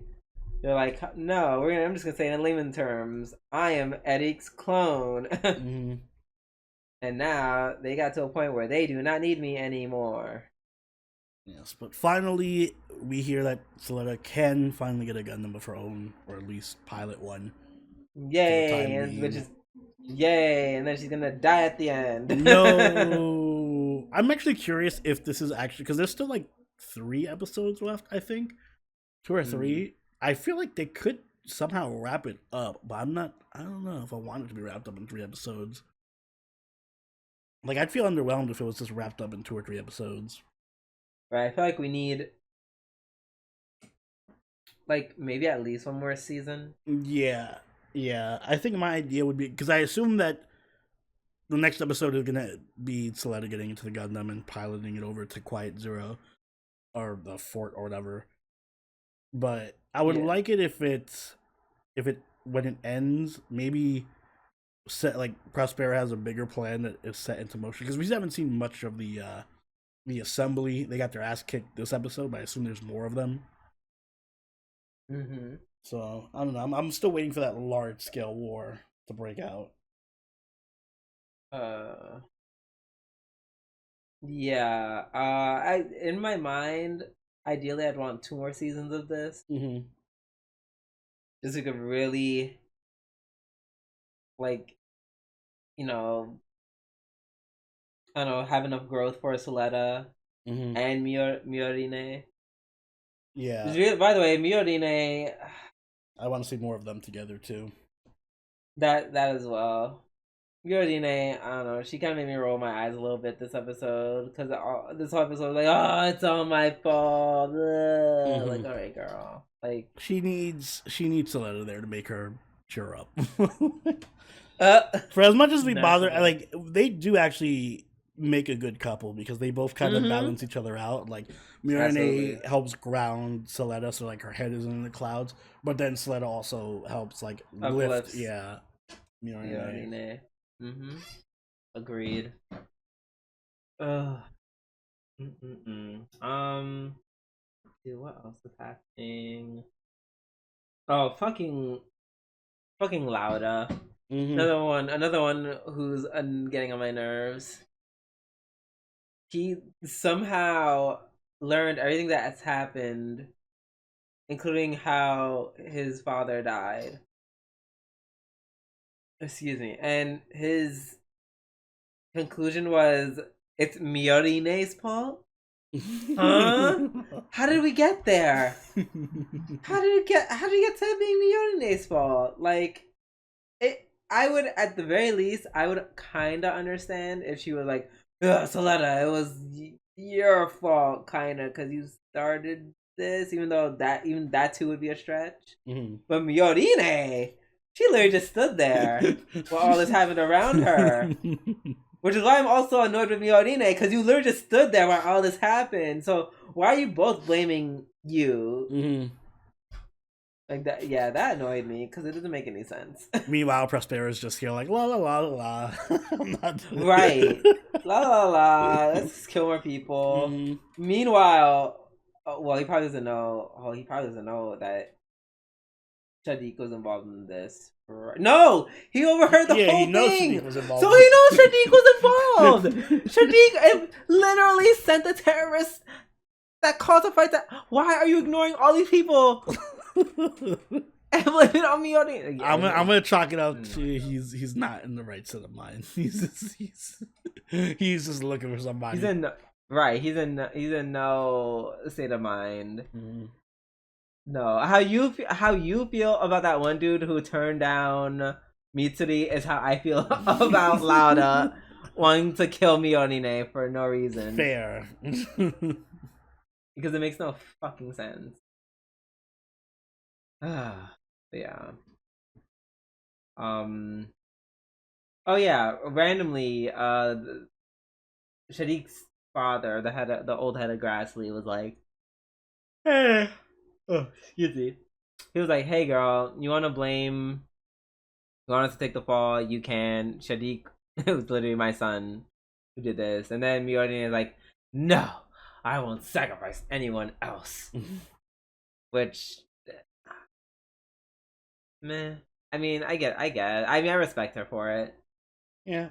I guess, even though it kind of was that was Shanique's fault, and Shanique was the head of Grassley. Like, he's not wrong, girl. Yeah. Also, Petra's alive. Oh yeah, Yay. she's just like in really critical condition. Yeah. Let's hope she stays. Well, not stays that way, as in critical condition, but like let's hope she's alive. Yeah. Pulse through. Yeah. Yeah. All that jazz. All right. That is the end of that. We're gonna move on to Konosuba Bakuen episode 10. Yes. This was also a really good episode, actually. Yeah, this is very enjoyable. And what made it enjoyable was literally just all the cameos of Aqua, Kazuma, and Darkness. Yeah, just constantly in the background. Oh my god. Darkness being covered in the slime. Mm-hmm. And she's going back to fight the monster and the other girl trying to stop her. I was like, even when I don't see her face, you're already best girl. I love you so much, Darkness. It was really fun seeing how like their paths intersected so much before they actually met in just interesting ways. Yeah, it's Megumin losing sleep because she's hearing Kazuma and Aqua like cry over their conditions. Mm-hmm. Yeah, that shit is so funny.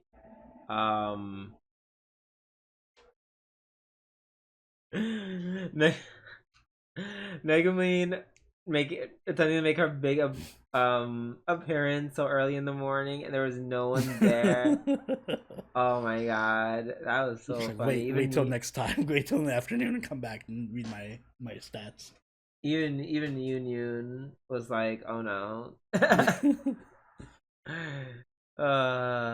Yes, I love how they have opposite issues. Like Megumin's issues, no one wants to be her partner because she just sucks with her explosion magic, and then Yun's issue is just like a bunch of weirdos want to be her partner because she's so hot. Not even be her partner, just like date her. Exactly. Which is crazy. Like Union, so bad. Union just getting seen by the old man. One where she's like, "Oh, did you?" She's like, "Oh, guy wanted me, was hitting on me. He drinks here every day." And then Megumin's like, "Did you go out?" I was like, "No, but I gave him some money." No, he was like, "Oh," and yeah, he's talking about giving me an allowance, and he's like, "No, do you take his money?" She's like, "No, I gave him money instead." That killed me. Such a Union thing to do. That is, oh my gosh, I love her so much. She feels so If bad. anything, this spin-off just made me love Union more. So like, much more. This did so much work for Union's character. One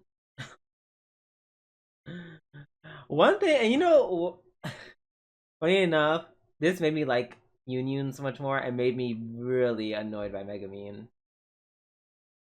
Like I rolled like I was kind of over Megumin by the end of this episode. You're like everyone else in the guild. You're over her. Yes, because not even so much the first party, which it was so funny how they let her down. Like, oh no, you're just so good that you just might be a little too strong for us. Bye. But then it was the second party where after she does the explosion, and then he's like, "Oh, that's only," and then she like tells him like, "Oh yeah, it's only so I know." And she's like, "Okay, cool." And then she says, and then he's like, "Okay, they literally go out of their way to say, okay, we'll help you grind so you can learn other magic. And she says, no, I only want to learn explosion magic only. And I'm just like, girl, you're so stupid. I actually made me dislike you because it's like you're being this stubborn. Like, it's not practical. Like you having explosion magic is already beyond impractical. At least just have a practical option. Even if you just wanted to use like, even if you like explosion magic, at least use the other magic so you can fight, girl. Like, and they were offered to help you level up, and you said no. I'll do it this way. And then they kind of was like, well, you can't be here. Like, I hate people like that in real life. I think that's what triggered me so hard. People like that in real life are like the worst. Just took it personally. Yeah, I did take it personally. I was just like, ugh. No, I did it this way. Okay, well, that way doesn't work. However, we're gonna give you opportunities so that you can do it in another way, and then we can all be happy. No. Even though my way doesn't work, I only want to do it this way. No, trash. Throw her away. Yeah, that really, I don't know why it really upset me. Listen, she's just dedicated to her craft. Her craft is dumb, like her. Like, did you see all those craters? There's literally a scene where they're panning to their like an overhead shot of the entire town. You just see 4 giant ass craters. You're just not passionate enough to understand explosion magic, Drew. You're right. I'm not, and I'm also not stupid enough to justify it. Matter of fact, I think I'm gonna get Diablo 4 and just make Megumin character. Just learn explosion and that's it. And not learn anything else. Can I do that in Diablo? I want to see it. No, you can't. No, damn it. You can't, because that game, unlike Megumin, makes sense. Anywho, that's how I felt about Konosuba. Good to know. Alright, up next we have Ousama Ranking, Season 2, Episode 9. More style change for the first half. Yeah. Yeah, it shows Miranjo befriending her little demon friend. When she got lost in the forest. I don't know, there wasn't too much to say about it. It was cute. We learned that the demon, I remember that the demon stumbled upon her because the demon saw, I guess the older demon making a deal, and he got scared. Yeah. Are they all demons? He is. I don't think was that giant? Was that just a devil? That's the one that becomes the main demon.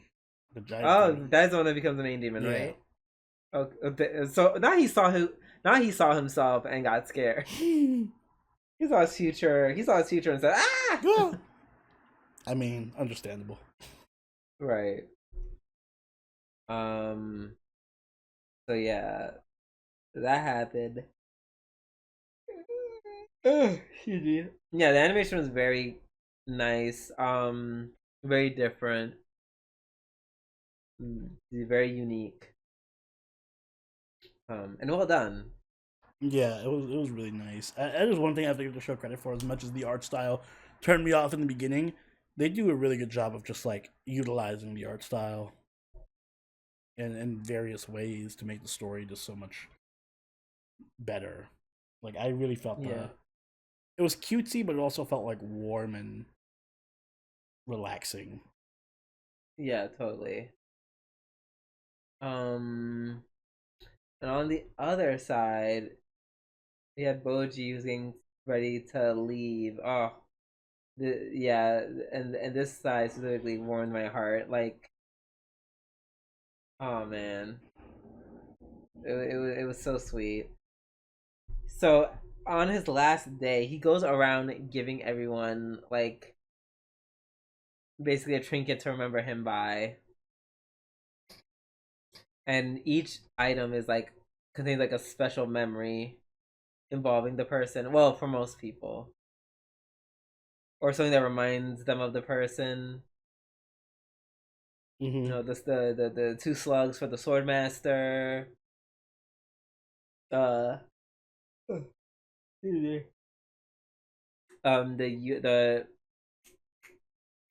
the unicorn for Daida, Yeah. etc., etc. It was very sweet. Then they kind of had the whole tie-in with Miranjo, where she's like, "Oh my god, tell Kage this," or well, she said deliver a message, but I just assumed it was for Kage. And Yeah. then he meets up with Kage, and then they have a whole moment, and they talk, and they look at the stars. And they're just like, "Oh my god, I just want to be with you," and he's like, "Oh my god, I'm just gonna be with you." And then they hold hands and they watch the shooting stars. It was I I I love anime that just portrays like wholesome friendships like this. Yeah, this is one of the most wholesome shows. It's very sweet. I really enjoyed it. You know, very simple yet very effective. Those things where it's like it's not a lot to talk about, but it's just it's just good at making you feel a type of way. If that Exactly. makes any sense. It's very good at capturing the vibe. Yeah, that part. All right. Up next, we have looking and thinking, thinking. Uh, Yuri Is My Job, episode 10. Backstory. Woo! Let me tell you something. Between this episode and that well, I didn't see a Netflix show. I saw these two drag queens reacting to, or these two queens, yeah, basically reacting to what was it called? The Ultimatum. Have you ever heard of that show, The Ultimatum on Netflix? No. Um, basically, it's just like one of your very like trashy, uh, trashy TV reality dramas.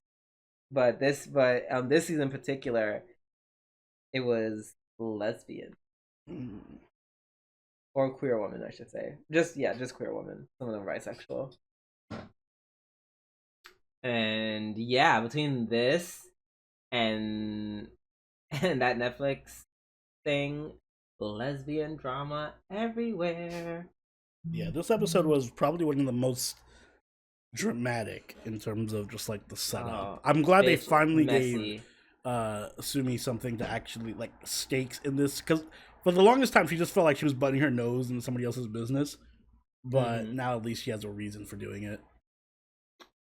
Yeah, Chivana. Yeah, Chivana's motivations, they are there, and yeah, it makes sense. Ooh, it makes sense. And I actually really like how they framed it towards the end. Because at first it was very much like, oh no, I'm mad because these girls like did lesbian stuff with each other and they kind of fucked up like the shop, and then they ended up leaving. Mm-hmm. And to me, that kind of wasn't. I was like, like that sucks, but is that enough motivation for this whole plot point with Kanako? And it wasn't. It wasn't the case. It was more like it was a mixed bag of like, oh, and I like that in this Tachibana kind of figures something out about herself throughout this whole ordeal, as opposed to her just being like, oh, I'm the older senpai teaching you something, Mm-hmm. Hanako. She's like, no, she realizes, oh, at first I said I wanted to stop this because I didn't want to, basically fuck up the vibe of the club. But then, oh, 1 second. Sorry about that. Uh, Funny enough, I had to step away because there was a bug, and when you live in a house with two other women, yeah, they do not want to kill it. I take offense to that. I also don't want to kill bugs. I said what I said. Wow. Anywho, back to Yuri Is My Job. So, what was I saying? Oh yeah, Shibana realized that, in a like, yeah, she wants to stop the she wants to stop Kaneko from essentially killing the vibe, but which is essentially what Kaneko is doing because of whatever's happening between Hime and Ayano. But more importantly, I think she wants to save Kaneko from herself. Yeah. And it, you know, and I understand being in that position. I understand that, trust me, in these past recent years, I've been watching a lot of my friends make a lot of bad decisions regarding dating. And at first I kinda used to like throw my opinion in there, very much like Chibana. But then eventually I learned, I'm like, you just gonna they literally just have to touch the pot. They have to get burned, you know? Mm-hmm. So yeah. Um so that's that. And yeah, no, it was really cool coming to that realization. And I knew Nene. I knew it was Nene. I knew it was Nene. I knew it was her because it was just like the hair. Well, Oh yeah. obviously So it was just as the soon as I hair. saw the gray hair, I was like, oh yeah, that's her. Yeah, I'm like, it's probably her, isn't it? Yeah. I knew that was They go out of her. their way to color And coordinate everyone's hair, anyways. I'm like, there's no way there's gonna be two people with silver hair on this show. right. Um. Yeah, and she tells Shibana like, "Yo, you gotta let people fall in love and be heartbroken." And she's absolutely right. And she's like, "Hey, I did what I did." Dot dot dot. But can I say, yo, that other girl, Goido? Mm-hmm. Oh my god, trash, trash. What a garbage human being. I have a Oh feeling my she's not. god. I have a feeling she's gonna come back. She had too much of a presence. Like they gave her a voice. She had like personality. I feel like she's gonna be coming back. There's literally like 2 more episodes left. And I guess who's doubt gonna it. show up in the last episode? What the fuck she gonna do? I don't Oh, know. go after the cook? Like, No, fuck, fuck Hime or something.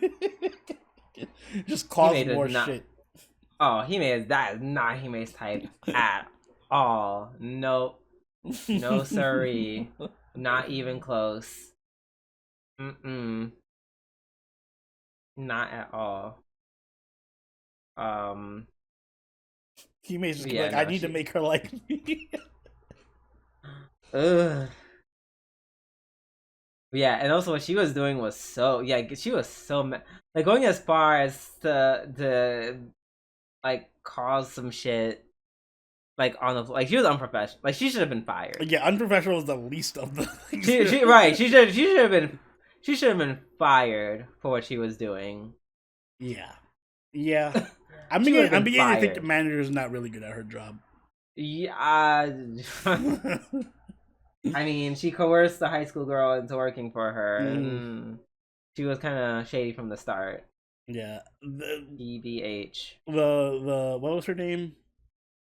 Um, the trashy girl, Um, Yoko. Goido. Goido. Yeah, Yeah. I feel like she just walked in straight from Kuzuno Honkai. like she Yeah. belongs in that show. She really does. I'm like, well, your presence is way too overwhelming here. Like we had some light drama, and you came in here with this trash. Right. Yeah, I just. Mm-hmm. She was. yeah, the worst. And I was gagged. I was even more gagged that Sayonji was like, "Yeah, I don't want to be sisters with you because there's other girls pretty. Stop being sisters with me." I'm like, "Yo, this is your job." Mm. I could never, because for one, you could just be sisters with one girl and then fuck the other girl off shift. Like, how, like, there was no one going to offer this very obvious like remedy? Nope. No. Nope. Okay. Well. I feel so bad for Chiban when she literally got just NTR'd right from underneath of her. Like, I stole your sister. Now what? Right. And I guess because she wasn't attracted to her, she was like, okay, but why?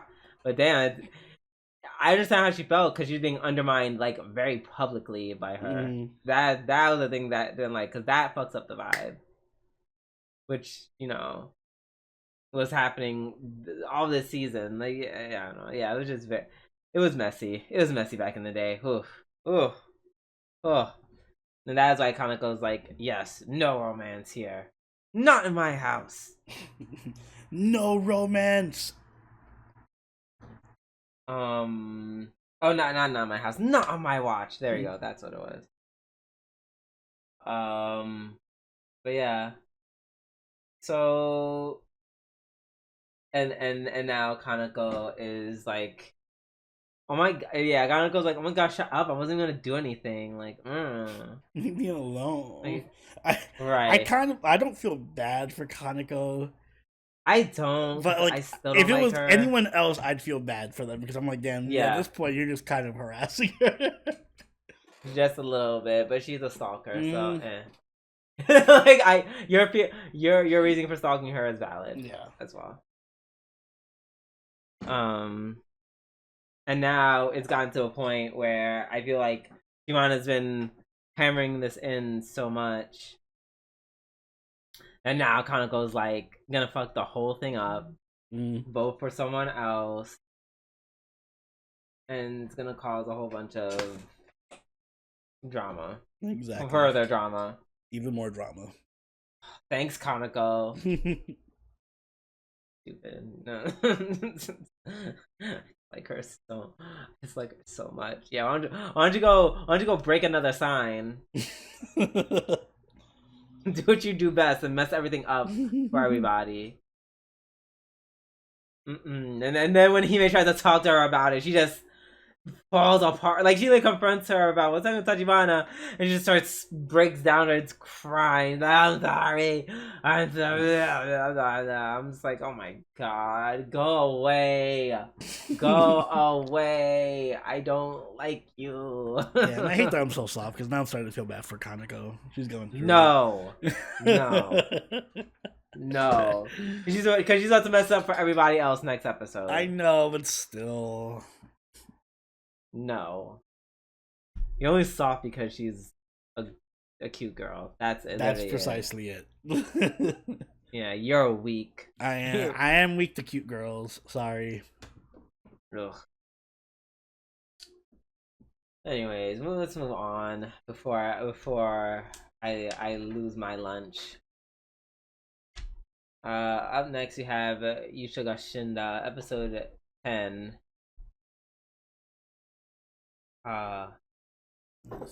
There's a part with. Wait 1 second. Okay, so I guess summer is really summering, y'all, because that is the second bug now that we might be dealing with. But yeah, what we were just talking about Yuusha ga Shinda, episode 10. Yes, our hero finally gets his original body back, briefly. Yeah, briefly. Well, doesn't he have? Yes, you get by the end of the episode, he gets it back again. Yeah, I get. Exactly. There's a lot of body transferring going on in the show. It is, and I'm glad you mentioned that because now we're seeing all of a sudden that's clearly having effect. Which was one of the things I was kind of like in the back of my mind. I was I was thinking about throughout the entire series. I'm just like, is there like I'm like, he's been volume switching like a lot. Like, is there no adverse effects to this? But this episode, my questions were answered. Mm-hmm. Um, yeah, he's starting to feel the strain of it. Uh, of it. Let's see. And yeah, that whole plan where they quote unquote kill Shion just in time to move his body back into his original body, that was awesome. Because it never crossed my mind to give him back his old body. Yeah, I forgot about that whole aspect actually. Like, oh yeah, he does still have his Exactly. own body, I guess. Yeah. So that was really cool. I actually like that Uh Yuna is just kind of like the specter hiding behind him. I feel like that actually works in her benefit. I don't know, for the yeah. story. Wait, how so? I don't know, it just makes her more interesting than if she was just tagging along by herself. Like I can't explain it. It just having a ghost that just only he can see and interact with just makes it funnier. Oh yeah, no, it does add that extra element. You have a point. Mm-hmm. Especially the moment where they like put the blanket on her that somehow put her in a skimpy suit. Mm-hmm. Uh, Also them implying that Shion isn't like dead. Yeah, he still has his. I guess was it his souls in the sword or something. Yeah, something like that. Uh, it would be cool if we found some way to like to communicate with him, and then he's just like very like, oh well, I died. Oh, I do like meat. Mm-hmm. Oh, yeah, I guess this happened. Something like that would be really I can see funny, that happening. right? Um, let's see. Let's see what happens. Wait, who's Kyle? Oh shit! I keep reading the sentence they free Kyle, and I was like, "Who's Kyle?" I'm like, Mm-hmm. "Oh, Kyle." Right, the homicide, the real bad guy of this entire series. It wasn't bad enough that he was just like, I'm gonna take Shion's body. Now he's like, I'm gonna take Shion's body and the power of the generals for myself. Which, okay. I hope they you know don't trust Kyle because he's clearly homicidal. The clearly evil. Um. Oh, the double possession bit was really fun. Was pretty funny. Where he saved those girls. He's like, "Here's how I save you, girls. Yeah. I'm going to strip you and put you in stockings, and now I'm I'll leaving. come back They're later. probably right. They're probably going to debase you, but bye." Mm-hmm. And then him BSing his way to touch the queen, where he's just like, "Oh, I want us to be. I don't want us to just kill people anymore. I want us to just take delight in it revealed like this whole faction of thought in a sense, or it's just like the necromancers who just want the devils to be like mass murderers, and then the devil queen herself who's like, I'd rather we kill some, but the rest can be like our entertainment slash food. Mm-hmm. And they almost get away with their plan to kill her, but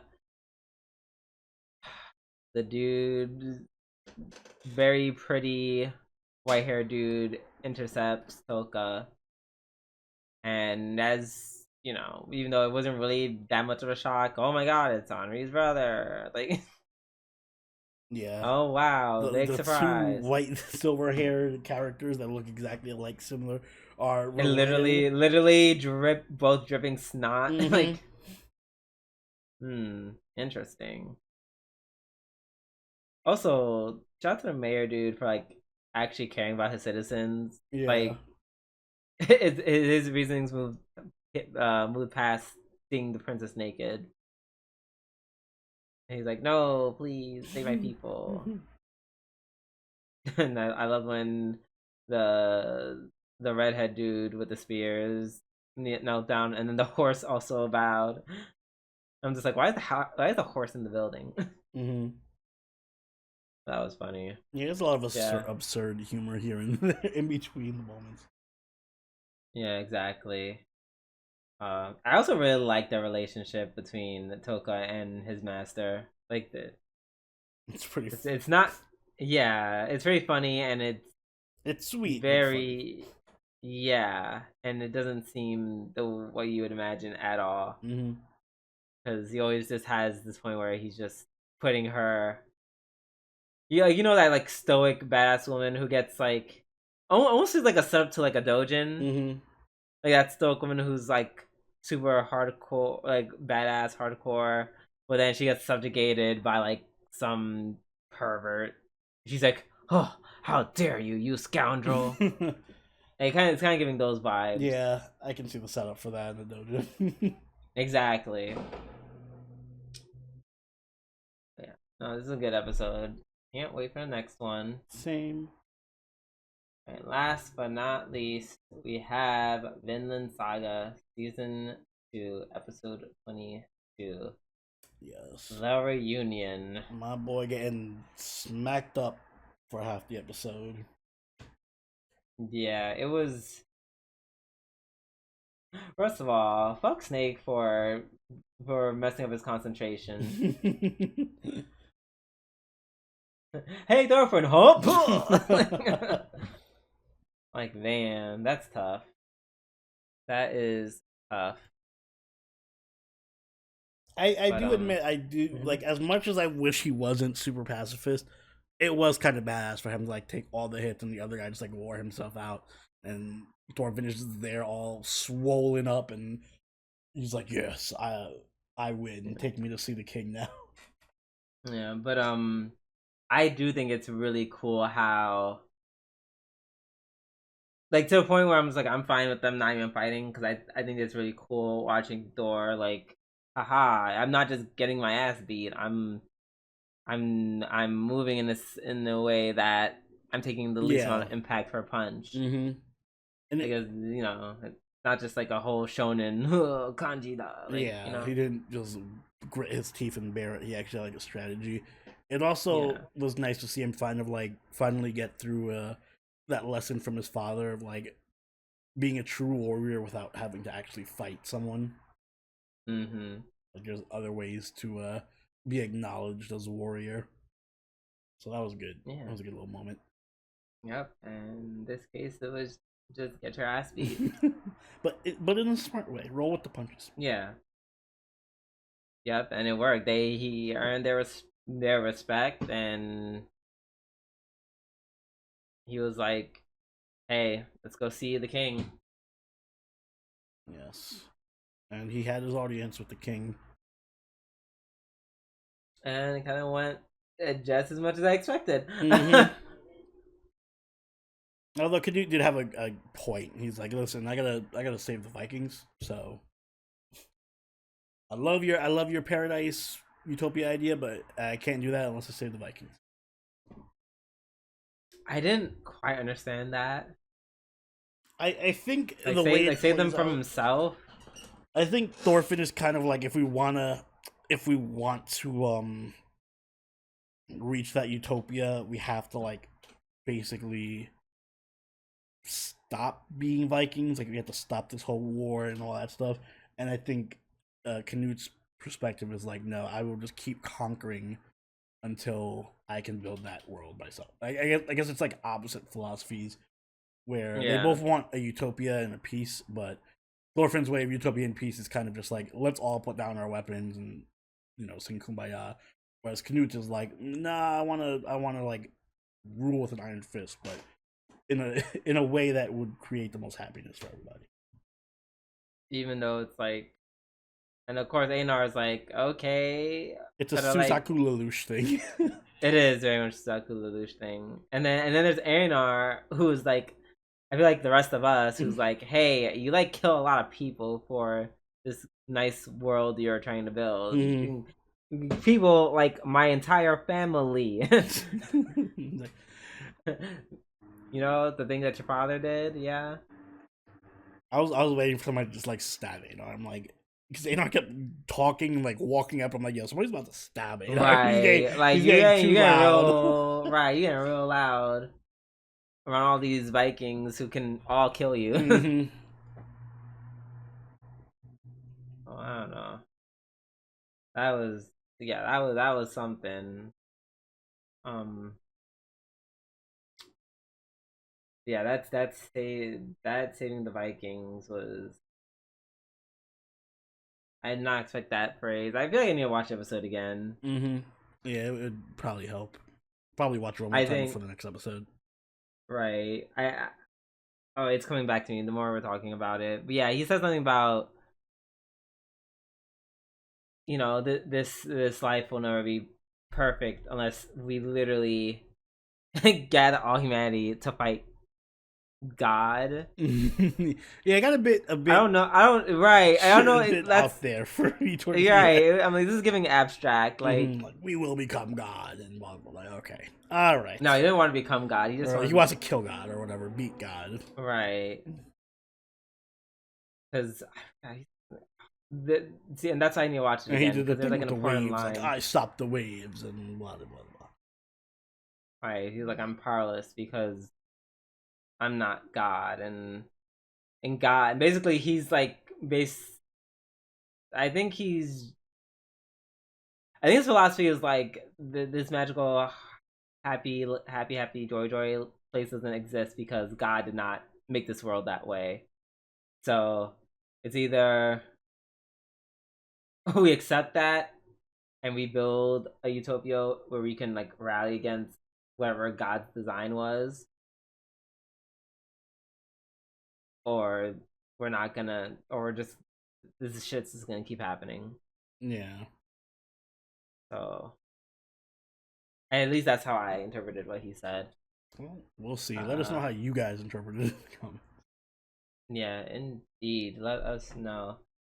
And yeah, oh, that moment when Thorfinn stood up after he got punched really hard after Snake distracted him. Really badass moment. Like he had like the music.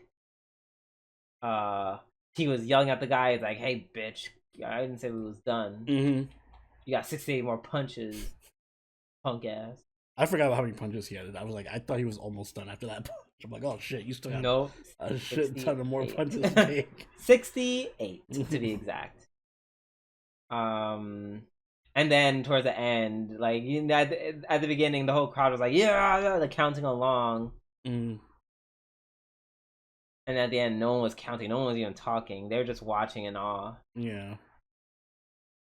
Yeah. Yeah. Oh, yeah. All around, like, really good episode. Yep.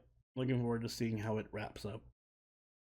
All right. With that being said, we are finally this is like the finally longest reached the podcast end we've ever recorded in a very long time. I mean, albeit probably it's because of the 2 times that I had to get up, and also your gaslighting in the beginning of it. But you know. Oh my god. No. Anyways, we're done with the weekly reviews. We're done with the podcast. Only take us away. Guys, if you enjoyed this episode of the Waifu Wars podcast, make sure you hit the like button and subscribe to catch every episode as they go up every week. If you haven't already, do follow us over on Twitter, follow us on Twitch, and join the party on Discord. All linked in the description down below. Drew, do you have anything you'd like to add? Oh.